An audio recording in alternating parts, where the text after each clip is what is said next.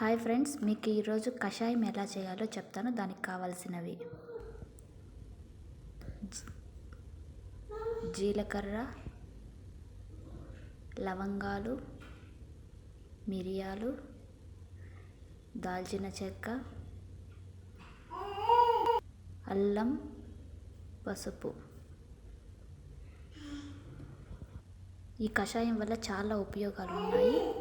ఇప్పుడు గ్యాస్ వెలిగించి ఒక కడాయిలో 2 గ్లాసుల నీళ్లు తీసుకోండి. ఈ కషాయం వల్ల చాలా ఉపయోగాలు ఉన్నాయి. జలుబు, దగ్గు, జ్వరం వంటి వాటిని కూడా బాగా ఉపశమనం ఇస్తుంది. ఇది దాల్చిన చెక్క కడుపు నొప్పి, మలబద్ధకం వాటికి కూడా ఉపయోగిస్తారు.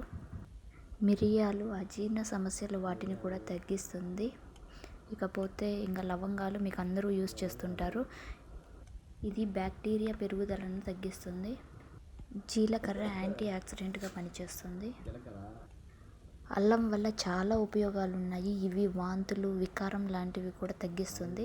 ఇంకా అందరూ యూస్ చేస్తుంటారు. అన్ని వంటల్లో మనము వాడుతుంటాము. చాలా హెల్త్కి కూడా చాలా బెనిఫిట్స్ ఉన్నాయి. పసుపు యాంటీ ఇన్ఫ్లమేటరీ, యాంటీ ఆక్సిడెంట్గా పనిచేస్తుంది. వీటినన్నిటిని వాటర్లో వేసి బాగా మరగబెట్టాలి. మినిమం 10 నిమిషాల వరకు బాగా వేడవ్వాలి.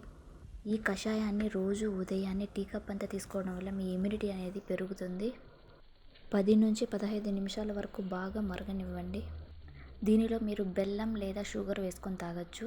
ఎందుకంటే మీకు ఇది కొంచెం ఘాటుగా అనిపిస్తుంది కాబట్టి మీరు అలానే తీసుకోలేరు. ఇక మీకు కావాలంటే తులసి ఆకులను కూడా యాడ్ చేసుకోవచ్చండి. నేనైతే యాడ్ చేస్తున్నాను. మీకు దొరికితే మీరు కూడా యాడ్ చేసుకోండి. తులసి ఆకులు కూడా చాలా హెల్త్కి చాలా బెనిఫిట్స్ ఉన్నాయి. అందుకే నేను యాడ్ చేస్తున్నాను. ఈ తులసి ఆకు ఉపయోగం ఏంటంటే శ్వాసకు సంబంధించిన జబ్బులను కూడా బాగా నయం చేస్తుందండి. రోజు మీరు 2 ఆకులు పొద్దున్న తిన్నా కూడా చాలా బెనిఫిట్స్ ఉంటాయి. నేను షుగర్ అయితే యాడ్ చేస్తున్నాను. 1.5 స్పూన్ యాడ్ చేస్తున్నాను. నేను ఎక్కువ వాటర్ తీసుకున్నాను కాబట్టి. మీకు కావాలనుకుంటే బెల్లం కూడా యాడ్ చేసుకోండి. ఇది గోరువెచ్చగా ఉన్నప్పుడే మీరు దీన్ని వడగట్టుకోవాలి.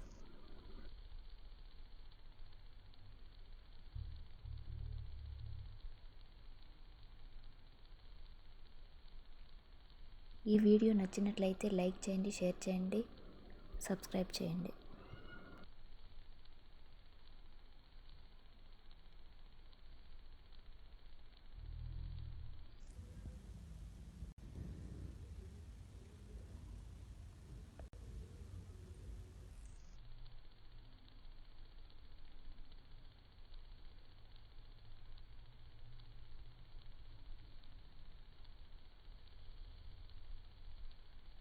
Thank you for watching.